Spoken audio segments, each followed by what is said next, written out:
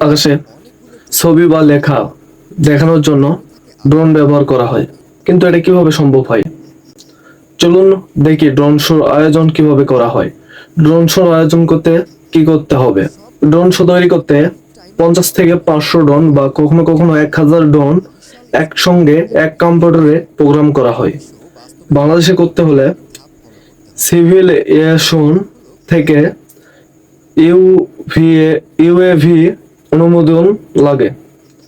এই ড্রোনগুলো চালানো হয় একটি সফটওয়্যার দিয়ে, যে সফটওয়্যারে এটির কন্ট্রোল, পজিশন, লাইটিং সমস্ত কিছু একসঙ্গে নিয়ন্ত্রণ করা হয়।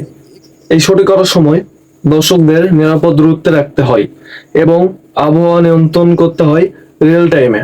আপনি যদি একটি ছোট ড্রোন শো করতে চান তাহলে আপনার প্রাইস পড়তে পারে 8 থেকে 15 লক্ষ টাকা, যেটা অনেক বেশি এবং বড় অ্যামাউন্ট।